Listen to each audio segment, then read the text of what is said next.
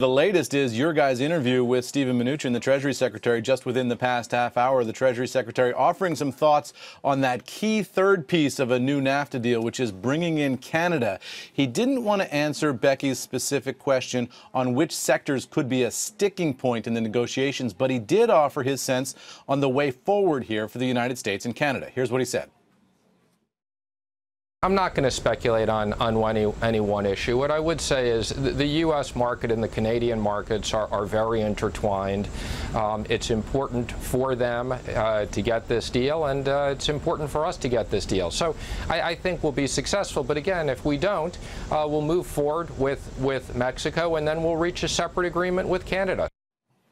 So the Treasury Secretary there saying that the United States is comfortable moving forward with just a bilateral deal with Mexico. That echoes the statements of other officials yesterday who suggested that, in fact, the United States is perfectly prepared to move forward with Mexico alone. Of course, behind the scenes, officials suggest that they really do want Canada to sign on board by the end of this week. That gives them a fighting chance at getting a new NAFTA deal done and signed by the current president of Mexico before he turns over the reins of power in 90 days to the incoming president-elect. Politically, that would make things a lot easier, but it all depends on that Canada piece coming into place by Friday of this week, and that's the big unknown at this point, guys.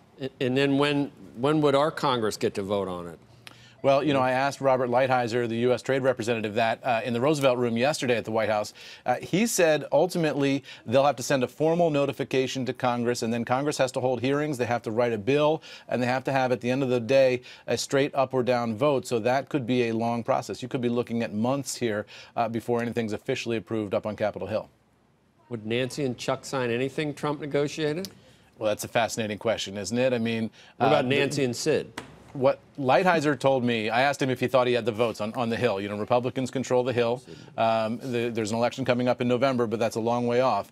He said they're not ready to start counting votes yet. They haven't looked at exactly what the vote count is. But he did say that he thinks labor likes this and he thinks business likes this, and that's the beginning of a coalition, right, between Democrats and Republicans. And maybe big business, or maybe free market guys maybe don't like it. So I don't know. It's all like we don't. It's strange bedfellows. And I'm not saying I don't know what's going to happen. But where are the I wish free you could tell me what's going to happen in in November, Eamon, but we don't know, do we? Is there going to be a 5:30? You never know. That's why we have jobs, right? Yeah. Is there going to be a 5:38? Speculate until November, and then we'll speculate about what it all means after November.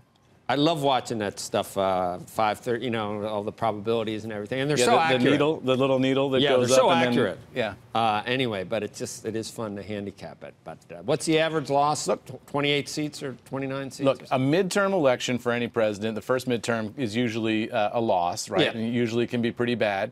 We've seen some devastating losses for previous presidents where they lose control. That first 2-year window is the window where presidents really pass the bulk of their agenda. And then after that, it can be tangling with a hostile Congress for the next 2 years and then battling into a re-elect. So the phases of the presidency shift, and we're about to see the phase of this presidency shift from one where he had the votes and was able to pass legislation that he liked. The tax bill was the #1 thing that he got done in his first 2 years, and then we'll see what the second 2 years looks like. But oftentimes, the agenda cupboard is sort of empty in the second 2 years. Anything stronger than hostile for Congress, for your adjective there?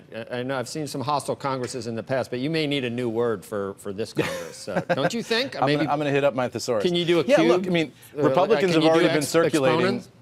Republicans have already been circulating a list of investigations they think that Democrats will begin if they get the gavel in all these different committees up on Capitol Hill. And I think that they're right, and they might be underestimating the number of things that Democrats want to investigate. I mean, you look at what Republicans did, when Barack Obama was president in terms of IRS, Benghazi, all these issues that Republicans had concerns about and wanted to investigate. I think you'll see the mirror image of that, maybe with a multiplier effect in terms of what they want to investigate in terms of Trump.